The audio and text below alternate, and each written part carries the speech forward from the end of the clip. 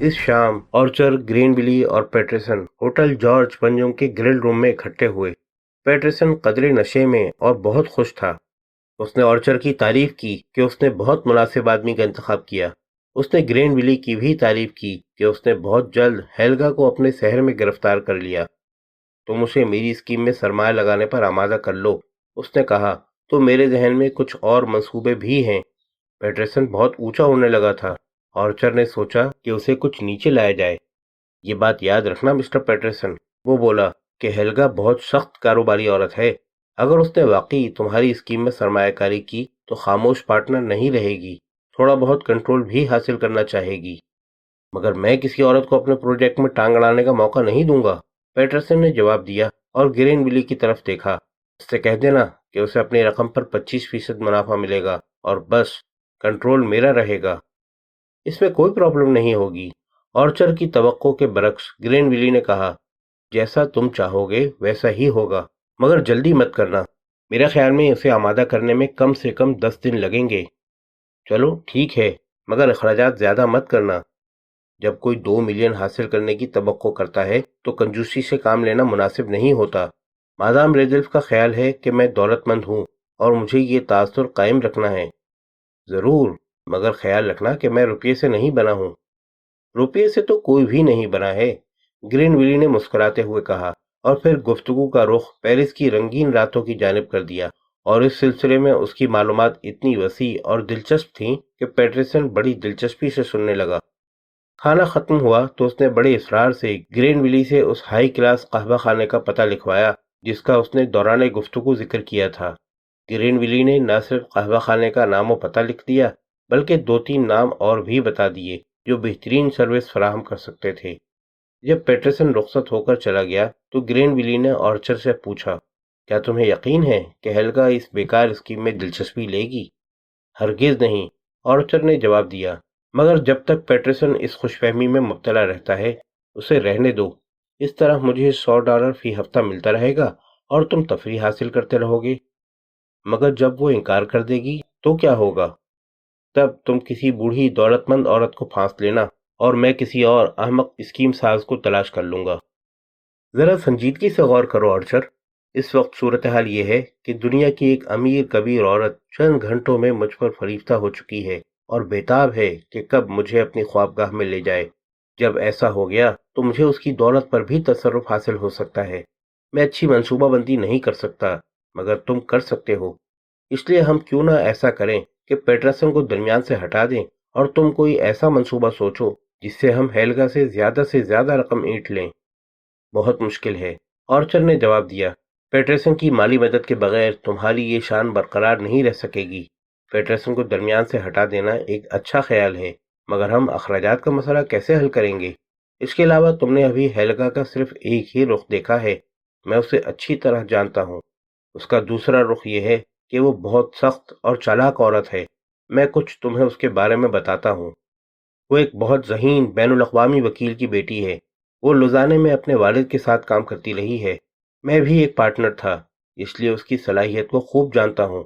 اسے سادہ لوح سمجھنے کی غلطی مت کرنا۔ وہ بہت جلد کسی فریب کی بو محسوس کر لیتی ہے۔ بلا شبہ سیکس اس کی کمزوری ہے، لیکن اسے ذرا بھی کسی فریب دہی کا شک ہو جائے تو پھر وہ سیکس کو بھی بھول جاتی ہے۔ خیر، ابھی یہ دیکھنا باقی ہے، مگر پھر یہی کہوں گا کہ پیٹرسن کو الگ کر کے اپنے لیے کوئی الگ پلان سوچیں، مگر اس کا انحصار تم پر ہے۔ تم ضرور کوئی ایسی اسکیم سوچ سکتے ہو کہ ہم ہیلگا سے $2 ملین اڑا لیں۔ اگر تم کوئی اچھا پلان سوچ لو تو پھر میرا وعدہ ہے کہ ہیلگا کو میں سنبھال لوں گا۔ ٹھیک ہے، میں اس بارے میں غور کروں گا۔ ضرور غور کرو، ابھی ہمارے پاس 10 دن ہیں اور 10 دن میں بہت کچھ کیا جا سکتا ہے۔ آرچر نے اپنے ہوٹل کے کمرے میں واپس آ کر بہت سوچا، مگر کوئی بات سمجھ میں نہیں آئی۔ وقت گزاری کے لیے اس نے اپنا پاکٹ ریڈیو کھول لیا۔ 11 بجے کی خبریں آ رہی تھیں اور سب سے اہم خبر یہ تھی کہ اورلی ایئرپورٹ سے 5 افراد کو یرغمال بنا لیا گیا ہے اور ان کی رہائی کے لیے $10 ملین کا مطالبہ کیا جا رہا ہے۔ آرچر نے بور ہو کر ریڈیو بند کر دیا اور سونے کے لیے لباس تبدیل کرنے لگا۔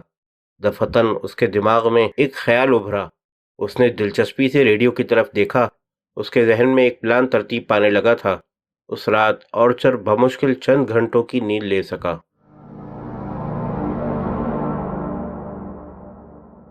اگلے دن گرین ولی ہیلگا کو پیرس کے ایک اور چھوٹے مگر اچھے ریسٹورنٹ میں لے گیا۔ ہیلگا نے خوبصورت نظر آنے کے لیے غیر معمولی اہتمام کیا تھا۔ پیرس اور اس کے اچھے ریستورانوں کے بارے میں تمہاری معلومات بہت وسیع ہیں، ہیلگا نے کہا۔ وہ سوچ رہی تھی، میں آج تک ایسے کسی غیر معمولی طور پر خوبصورت، ذہین اور وسیع معلومات رکھنے والے آدمی سے نہیں ملی تھی۔ یقیناً یہ ایک بہترین شوہر ثابت ہو سکتا ہے۔ حسب سابق گرین ولی نے کھانے کا آرڈر دیا۔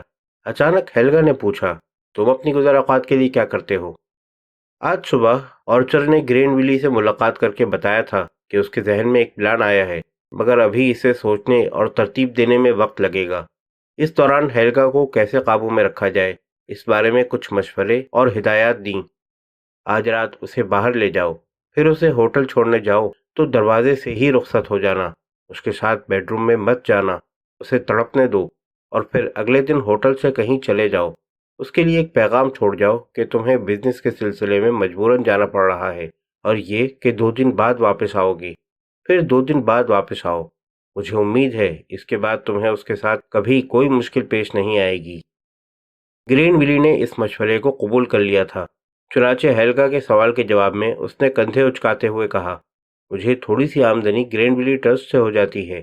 وہ بولا، روزمرہ کے اخراجات اس سے پورے ہو جاتے ہیں۔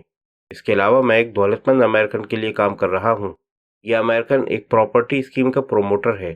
میرا کام یہ ہے کہ میں سرمایہ دار افراد سے ملوں اور انہیں اس اسکیم میں سرمایہ لگانے پر آمادہ کروں۔ مجھے امید ہے کہ جلد یا بدیر کوئی ایسا سرمایہ دار مل جائے گا جو اس اسکیم میں روپیہ لگانے پر آمادہ ہو جائے۔ ایسا ہو گیا تو مجھے کمیشن کے طور پر خاصی اچھی رقم مل جائے گی۔ اور یہ اسکیم کیا ہے؟ ہیلگا نے پوچھا۔ وہ کوئی ایسی اسکیم نہیں جس سے تمہیں دلچسپی ہو، گرین ولی نے آرچر کی ہدایت کے مطابق جواب دیا۔ اس کے علاوہ جب ایک حسین خاتون ساتھ ہو تو بزنس پہ بات کرنا کون پسند کرے گا؟ اسی وقت میز پر کھانا لگا دیا گیا اور گفتگو ختم ہو گئی، لیکن جب ہیلگا گرین ولی کے ساتھ واپس جا رہی تھی تو اس نے ایک بار پھر اس اسکیم کے بارے میں سوال کیا۔ گرین ولی دل ہی دل میں مسکرایا۔ آرچر اس عورت کے بارے میں کتنا درست اندازہ رکھتا ہے۔ اس نے یہی کہا تھا کہ ہیلگا اس موضوع کو آسانی سے نہیں چھوڑے گی۔ اس نے پھر ہچکچاہٹ ظاہر کی کہ یہ اسکیم ہیلگا کو پسند نہیں آئے گی۔ کہ تم کیسے کہہ سکتے ہو؟ ہیلگا نے تیزی سے کہا، ممکن ہے مجھے پسند آ ہی جائے، مگر میں اپنے باس کو بتائے بغیر تم سے بات نہیں کر سکتا، گرین ولی نے جواب دیا۔ ہیلگا خاموش ہو گئی۔ وہ پلازا ہوٹل پہنچ گئے تو گرین ولی نے کہا کہ اسے اپنے باس سے ملنا ہے، اس لیے وہ مزید نہیں ٹھہر سکتا۔ اس نے ایک خوبصورت شام گزارنے پر ہیلگا کا شکریہ ادا کیا۔ ہیلگا نے کہا کہ وہ بھی اس ملاقات سے بہت محظوظ ہوئی ہے۔ رخصت ہونے سے پہلے گرین ولی کچھ دیر تک ہیلگا کی آنکھوں میں جھانک کر دیکھتا رہا، پھر اس کے ہاتھ پر بوسہ دے کر رخصت ہو گیا۔ ہیلگا لفٹ سے اپنے سوئٹ میں چلی گئی۔ ایک کیبن میں بیٹھے ہوئے یہ منظر پیٹرسن نے اپنی آنکھوں سے دیکھا۔ ہیلگا اپنے بیڈ روم میں داخل ہوئی تو بہت مطمئن اور خوش تھی۔ وہ گرین ولی سے محبت کرنے لگی تھی۔ اس کا خیال تھا کہ رخصت ہوتے ہوئے گرین ولی نے جن نظروں سے اسے دیکھا، ان نظروں سے صرف ایک عاشق ہی دیکھ سکتا ہے، مگر ظاہر ہے کہ اسے کیا معلوم تھا کہ گرین ولی اس طرح کی محبت جتانے میں کتنا ماہر ہے۔ اچانک وہ اس خیال سے کچھ بے چین ہو گئی کہ گرین ولی نے اگلے روز ملاقات کے بارے میں کچھ نہیں کہا تھا۔ اب اس کے بغیر ہیلگا کو پیرس کے موسم بہار سے کوئی دلچسپی نہیں رہ گئی تھی۔ اس نے اپنے آپ کو تسلی دی کہ گرین ولی اگلے دن ضرور فون کرے گا۔ نیند لانے کے لیے اسے پھر خواب آور دوا کی 2 گولیاں کھانی پڑیں۔ دوسری صبح وہ دیر تک سوتی رہی، اٹھ کر لباس تبدیل کر رہی تھی کہ فون کی گھنٹی بجی۔ یہ خیال کرتے ہوئے کہ یہ فون گرین ولی کا ہوگا، ہیلگا نے جلدی سے ریسیور اٹھا لیا، مگر فون استقبالیہ کاؤنٹر سے کیا گیا تھا۔ کلرک نے بتایا کہ اس کے لیے ایک پیغام ہے، کیا وہ اوپر بھیج دے؟ پھر چند منٹ کے بعد ایک ملازم پھولوں کے گلدستے کے ساتھ ایک لفافہ دے گیا۔ ہیلگا نے جلدی سے لفافہ چاک کیا۔ خط کی عبارت نے ہیلگا کو بڑا مایوس کیا۔ مجھے اچانک بزنس کے کام سے جانا پڑ رہا ہے، واپسی 2 دن میں ہوگی، اس کے بعد امید ہے ہم دوبارہ مل سکیں گے، گرین ولی۔ 2 دن کی جدائی، مگر امید بہرحال تھی، وہ اس سے پھر ملنا چاہتا ہے۔ اسے اس کی واپسی کا انتظار کرنا پڑے گا، مگر یہ 2 دن گرین ولی کے بغیر کتنے خشک اور پھیکے گزریں گے، اور واقعی بڑے بے کیف گزرے، جیسا کہ آرچر چاہتا تھا کہ گزریں۔ وہ لومان اور ویمبرن کے ساتھ نئی فیکٹری کی جگہ دیکھنے گئی، اپنے آپ کو مختلف کاموں میں مصروف رکھنے کی کوشش کی، مگر اسے بار بار گرین ویلی کا خیال آتا رہا۔ حکومت کے ایک وزیر نے اسے ڈنر کی دعوت دی تھی۔ ہیلگا کے پاس کوئی اور مصروفیت نہیں تھی، اس لیے اسے نہ چاہتے ہوئے بھی جانا پڑا۔ اگلے دن اس نے لومان اور ویمبرن کے ساتھ فرانسیسی وزیر اعظم کے ساتھ لنچ کیا۔ رات کا کھانا اپنے کمرے میں کھایا اور پھر 2 گولیاں نگل کر سو گئی۔ گرین ویلی نے یہ 2 دن پیرس کے گرد و نواح میں خوب سیر و تفریح کرتے ہوئے گزارے۔ اس کے ذہن میں ہیلگا کا خیال بھی نہیں آیا۔ 2 دن بعد وہ 11 بجے ہوٹل پلازا واپس لوٹا۔ آتے ہی اس نے اپنے کمرے سے آرچر کو فون کیا۔ جاؤ اور اسے فتح کر لو، آرچر نے ہدایت کی۔ میں نے پیٹرسن سے بات کی تھی، وہ بہت بے صبرا ہو رہا ہے۔ اس کے بعد وہ گرین ویلی کو بتاتا رہا کہ اسے ہیلگا کے ساتھ کس طرح پیش آنا ہے۔ گرین ویلی نے وعدہ کیا کہ وہ آرچر کے مشوروں پر عمل کرے گا۔ مگر مشکل یہ ہے آرچر، وہ بولا، کہ میری جیب خالی ہو گئی ہے۔ اس بارے میں پیٹرسن سے بات کرو، میں کیا کر سکتا ہوں؟ آرچر نے جواب دیا۔ چنانچہ گرین ویلی پیٹرسن کے کمرے میں گیا۔ اس نے دیکھا کہ وہ اور شاپیلو فورسیکا کے ایک بڑے نقشے کو دیکھ رہے ہیں۔ تم 2 دن سے کہاں تھے؟ پیٹرسن نے غصے سے پوچھا۔ ہیلگا کو بے قرار بنانے کے لیے میں نے اور آرچر نے باہمی مشورے سے طے کیا تھا کہ میں 2 دن کے لیے کہیں چلا جاؤں، گرین ویلی نے جواب دیا، اور اس کی بےتابی کا فائدہ آج رات پہنچے گا۔ یہ بہت اچھی ترکیب تھی، شاپیلو نے تعریف کی۔ تو پھر آج رات کیا ہوگا؟ پیٹرسن نے پوچھا۔ میں اسے بلو اسکائی اسکیم کے بارے میں بتاؤں گا اور پھر اس کی تشنگی کو سیراب کر دوں گا۔ ٹھیک ہے، مگر اس کے بعد؟ میرا خیال ہے کہ وہ آمادہ ہو جائے گی، مگر یقین سے کچھ نہیں کہا جا سکتا۔ یہ آپریشن کا آغاز ہے، ممکن ہے وہ پہلی کوشش میں ہی پھنس جائے۔ اگر نہیں تو اسے مسلسل اکساتا رہوں گا، اور تمہیں یقین دلاتا ہوں کہ 10 دن کے اندر تمہیں اس سے رقم مل جائے گی۔ اب یہ تمہارا کام ہے، جس طرح مناسب سمجھو کرو۔ وہ تو میں کروں گا ہی، مگر مجھے مزید روپے کی ضرورت ہے۔ تمہارے 5,000 فرانک خرچ ہو چکے ہیں۔ اگر چاہتے ہو کہ میں یہ کام جاری رکھوں تو کم سے کم 5,000 فرانک اور دو۔ اب تمہیں مجھ سے 1 پیسہ بھی نہیں ملے گا، پیٹرسن نے تیزی سے کہا۔ خرچ کرنا ہے تو خود کرو، جب یہ کام مکمل ہو جائے گا تو تمہیں اپنا حصہ مل جائے گا، مگر اب آئندہ اخراجات کی تم خود ذمہ دار ہوگے۔ بدقسمتی سے میرے پاس کچھ نہیں ہے۔ میرا خیال تھا کہ یہ بات طے ہو چکی ہے، یا تو تم مجھے مزید 5,000 فرانک دو، ورنہ کام ختم۔ صاف اور سیدھی بات ہے۔ جو رقم میں نے تمہیں دی تھی تم نے اس کا کیا کیا؟ مجھے حساب چاہیے۔ وہ تمہیں مل جائے گا۔ گرین ویلی کھڑا ہو گیا۔ پوری بے تکلفی سے کہہ رہا ہوں کہ جب معاملہ $2 ملین کا ہے تو مجھے تمہارا رویہ بڑا عجیب معلوم ہوتا ہے۔ خیر، ختم کرو اس معاملے کو، میرے سامنے دوسرے فائدہ مند کام بھی ہیں، اور خرچ کے معاملے میں تمہاری یہ کنجوسی مجھے بور کر رہی ہے۔ پیٹرسن نے شاپیلو کی طرف دیکھا۔ اس نے اسبات میں سر ہلایا۔ پیٹرسن نے اپنا پرس نکالا اور 1,000 فرانک کے 3 نوٹ نکال کر میز پر رکھ دیے۔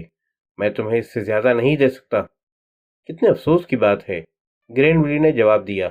اچھا مسٹر پیٹرسن، ہم اس بات کو فراموش کر دیں تو بہتر ہے۔ تمہیں کوئی اور مل جائے گا۔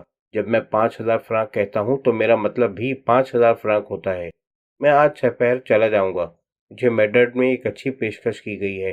بیچاری ہیلگا ردلف، صرف 2,000 فرانک کی وجہ سے وہ ایک عاشق سے محروم ہو جائے گی۔ Goodbye mister Peterson. وہ دروازے کی طرف چلا۔ ٹھہرو، یہ رہے تمہارے لعنتی 5,000 فرانک۔ پیٹرسن نے مزید 2,000 فرانک میز پر ڈال دیے۔ لیکن تم کامیاب نہیں ہوئے تو؟ گرین ویلی واپس لوٹا، میز سے 5,000 فرانک کے نوٹ اٹھائے اور پیٹرسن کو گھور کر دیکھا۔ میرا خیال ہے کہ میں تمہیں بتا چکا ہوں کہ مجھے کبھی دھمکی مت دینا۔ میں کوئی کام ہاتھ میں لیتا ہوں تو کامیاب ہو کر بھی دکھاتا ہوں۔ اتنا کہہ کر وہ کمرے سے باہر نکل گیا۔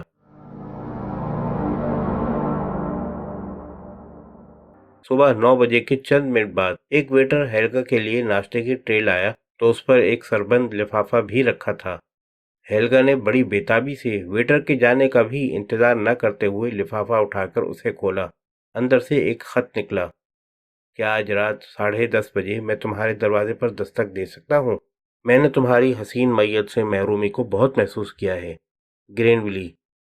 آج رات؟ ہیلگا کا دماغ تیزی سے سوچنے لگا۔ آج رات وہ باغ دوڑ سنبھالے گی، کہیں باہر نہیں جائے گی، بلکہ وہ دونوں اس کے سویٹ میں ہی کھانا کھائیں گے۔ تیاری کے لیے اس کے پاس پورا دن ہے۔ کھانے کے وقت کوئی ویٹر بھی نہیں ہوگا۔ افواہیں پھیلتی ہیں تو پھیلنے دو۔ विम्बरन का फोन आया कि वो और लोमान फैक्ट्री की जगह देखने जा रहे हैं। क्या वो भी साथ चलेगी? हेल्गा ने कह दिया कि उसके सर में दर्द है, वो नहीं जा सकेगी। इसके बाद उसने होटल के हेड वेटर को बुलाया, बताया कि शाम को उसे 2 आदमियों का खाना, बेहतरीन डिशेस चाहिए जो उसके स्वीट में पहुंचा दिया जाए। इसे बराबर गर्म रखने का एहतमाम भी हो और किसी भी वेटर की ज़रूरत नहीं है। वो और उसका अजीज मेहमान खाना खुद ही सर्व कर लेंगे। हेड वेटर ने इत्मीनान दिलाया कि तमाम इंतज़ाम उसकी मर्ज़ी के मुताबिक हो जाएगा।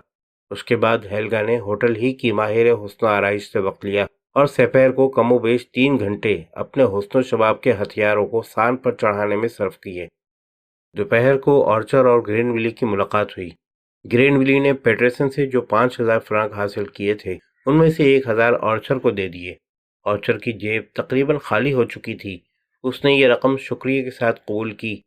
ग्रेनविली ने बताया कि उसने पेटरसन की ब्लू स्काई स्कीम के बारे में उसका फराहम करदा मालूमाती ब्रोशर वगैरह पढ़ा और उसका ख्याल है कि कोई सही दिमाग शख्स इस स्कीम में सरमायाकारी नहीं कर सकता। फिर हेल्गा क्यों कर दिलचस्पी ले सकती है? ऑर्चर ने इस ख्याल से इत्तेफाक किया, मगर कहा कि कोशिश कर देखने में क्या मुज़ायका है। फिर उसे समझाने लगा कि आज रात की खुसूसी मुलाकात में उसे हेल्गा से क्या बात किस तरह करनी है। मैं ज़रूर तुम्हारे मशवरे पर अमल करूंगा, ग्रेनविली ने कहा। लेकिन उसने सरमायाकारी करने से इनकार कर दिया। तब क्या होगा? क्या तुम अपने तौर पर कोई नया मंसूबा सोचने में कामयाब हुए हो? मेरे जहन में एक प्लान आया तो है, मगर अभी उस पर बात करना कब्ल वक्त होगा। पहली ज़रूरी बात ये कि तुम्हें उसकी ख्वाबगाह में रसाई हासिल हो जाए, फिर वो सरतापा तुम्हारे बस में होगी और इस तरह बिलवास्ता मेरे बस में भी। खाना शाम के 8 बजे तैयार करके हेल्गा के स्वीट में पहुंचा दिया गया, साथ ही महंगी शराब भी। हेल्गा ने बतौर टिप हेड वेटर को 100 फ्रांक का नोट दिया और हेड वेटर रुखसत हो गया।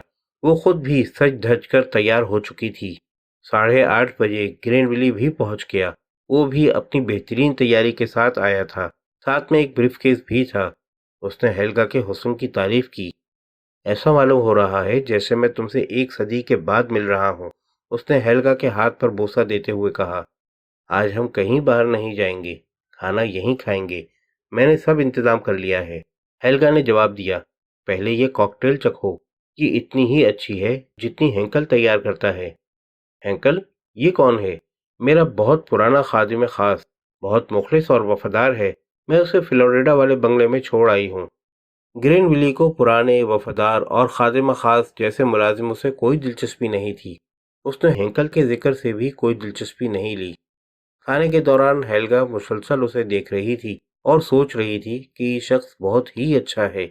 इसमें इतनी खुसूसियात हैं कि अब तक जिन मर्दों से उसका वास्ता पड़ा था, वो इसकी पासिंग भी नहीं थे। मैं तुमसे कुछ मशवरा करना चाहता हूँ, अचानक ग्रेनविली ने कहा। मुझे बिजनेस के सिलसिले में 2 दिन के अंदर सऊदी अरब जाना है और मैं वहाँ जाना बिल्कुल पसंद नहीं करता। ये इत्तला हेल्गा के लिए एक शौक से कम नहीं थी। सऊदी अरब? मगर क्यों? उसने चौंक कर पूछा। वो सोच रही थी, मेरे खुदा, क्या मैं इसे खो दूंगी? ये एक लंबी कहानी है, मगर तुम सुनना चाहोगी तो ज़रूर बताऊंगा। तो बताओ। इसका ताल्लुक इस अहमकाना प्रोजेक्ट से है, मगर पहले तुम्हें कुछ पस मंज़र बता दूं। इंग्लैंड में मेरे वालिद ने एक माकूल ज़रिया आमदनी छोड़ा था। बिल्कुल झूठ। पहले ये आमदनी गुज़र औक़ात के लिए बहुत काफ़ी थी, मगर बढ़ती हुई गिरानी और ज़र मुबादला की शरह में कमी की वजह से अब कतई नाकाफ़ी है। अब मुझे मुनासिब आमदनी के लिए जद्दोजहद करनी पड़ रही है। इस दौरान मुझे एक अमेरिकन ने तनख्वाह और कमीशन की पेशकश की। वो एक हॉलिडे कैंप स्कीम के लिए सरमायाकार तलाश कर रहा है। मुझे मालूम है कि उसकी स्कीम बेकार है, इसमें कोई सरमाया नहीं लगाएगा, मगर एक लगी बंधी तनख्वाह की वजह से मंजूर कर लिया। ये लालच भी था कि वाकई कोई सरमायाकार मिल गया तो माकूल कमीशन भी हाथ आएगा। चुनाचे मैंने कई दौलतमंद अफराद से इस स्कीम पर बात की, मगर किसी ने दिलचस्पी नहीं ली। अब वो अमेरिकन मुझे सऊदी अरब भेजना चाहता है, क्योंकि उसे यकीन है कि वहाँ का कोई ना कोई शेख ज़रूर सरमाया लगाने पर आमादा हो जाएगा। मेरे सफ़र के तमाम अखराजात देने के अलावा माकूल जेब खर्च भी दे रहा है। चुनाचे मुझे जाने में क्या एतराज़ होता? कोई सरमायाकार मिले ना मिले, मुझे तो मुफ्त में सऊदी अरब की सैर करने का मौका मिल रहा है।